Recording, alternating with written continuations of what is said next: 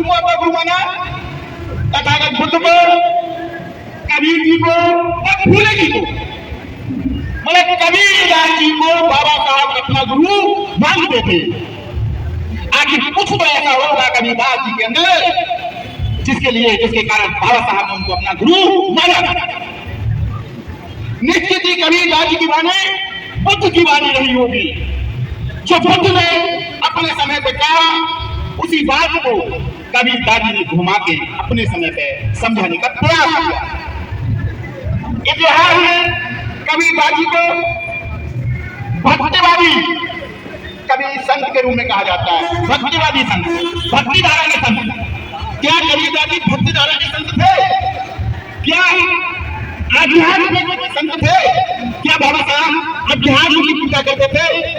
क्या बाबा साहब भक्ति की पूजा करते थे? बाबा साहब तो ज्ञान की पूजा करते थे। बाबा साहब ज्ञान की पूजा करते थे। बाबा साहब बुद्ध के ज्ञान की पूजा करते थे। कबीरदास जी भी उसी प्रकार ज्ञानवादी संत थे, ज्ञान की बात करने वाले लोग। लेकिन इतिहासकारों ने कबीरदास जी को भिन्न भिन्न तरह से प्रस्तुत किया। उनके ज्ञान को जीरो करने का प्रयास किया, उन्हें भी भक्तिवादी कह दिया, अध्यात्मवादी कह दिया, और उनके विचारों में बहुत अधिक चमत्कार भी भर दिया। कबीरदास जी की वाणी को कुछ चालाक लोगों ने 5 ग्रुपों में बांट दिया, 5 ग्रुपों में, और सभी ने अपने अपने अलग अलग बीजक लिख दिए हैं। सभी ने अलग अलग बीजक लिख दिए हैं।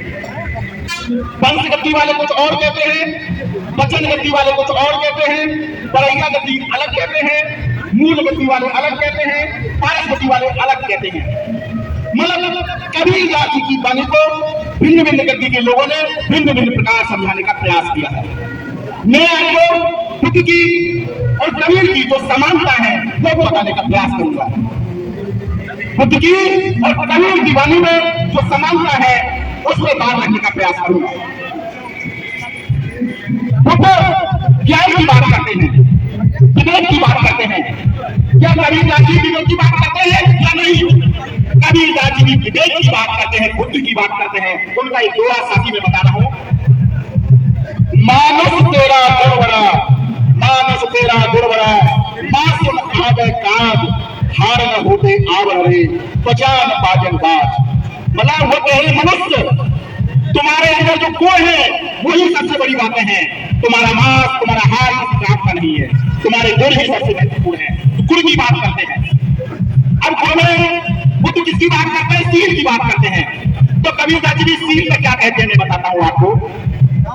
सील के बारे में कबीरदास जी ने कहा है, सीलबंत सबसे बड़ा, क्या सीलबंत सबसे बड़ा, सब रतन की खान, 3 लोक की संपदा, रहे सील की खान। मतलब सील को महत्व देते हैं कबीरदास जी भी, जिस प्रकार बुद्ध देते हैं। इसके साथ साथ बुद्ध ने सबसे ज्यादा बात दुख में कही है। दुख कहते हैं ना, दुनिया में दुखी दुख है, ये बात कबीर ने भी कही है। कबीर क्या कहते हैं वो मैं बताता हूं। बुद्ध को आपके बात आपने पढ़ा है कभी? सुखिया भोगत में फिरूं, सुखिया मिले न को, जाके आगे दुख कहूं, पहले उठे रू। मतलब मैं सुखी लोगों को ढूंढने के लिए चलता हूं तो सुखी कोई नहीं मिलता, सभी दुखी दुख वाले हैं। और जिसके सामने मैं दुख की बात करता हूं, मेरे कहने से पहले ही वो होता है। ऐसा कह रहे हैं दुख के बारे में।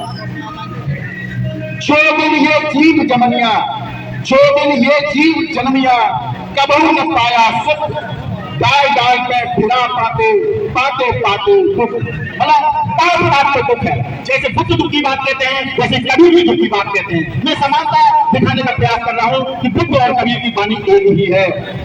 मन, बुद्ध ने मन का सब कुछ कहा है। मन को तो कल लोगों को सब कुछ हो जाएगा, ऐसी कबीर भी मन के बारे में कहते हैं। मन माया की कोठरी, तन संशय का कोट, इस हर मंत्र माने नहीं, काल सर्प की चोट। ये मन के बारे में उनकी साखी है। मन माया तो एक है, माया मन ही समान, 3 लोग संशय करी, मैं काटता हूं समझाए। मतलब मन का सबसे ज्यादा उन्होंने कहा है। इसके साथ साथ उन्होंने जीव हत्या को भी कहा है। आप सब जानते हैं, बकरी ताकी खाद है, ताकी कारी खाद, जो नर बकरी खाद है उसका कौन हवाल, आप सब जानते हैं। झूठ में भी उन्होंने बहुत कुछ कहा है। झूठ के बारे में कहा है कबीरदास जी ने, 7 बराबर तप नहीं, झूठ बराबर पाप, जाके हृदय सांच है ताकि हृदय आ।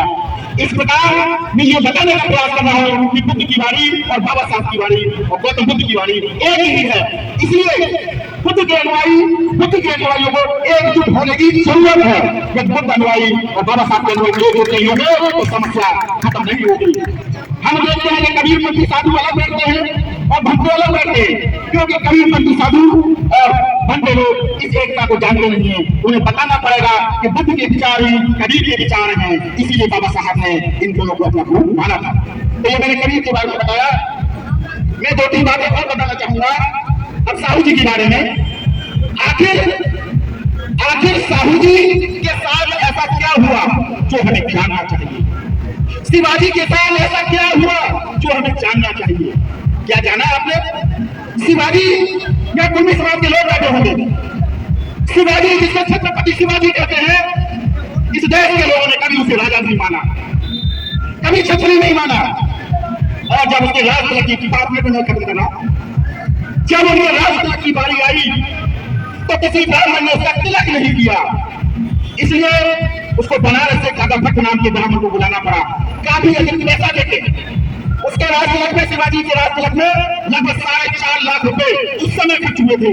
उस समय के 4.5 लाख आज के लगभग 400 करोड़ के बराबर है। क्यों खर्च किए थे?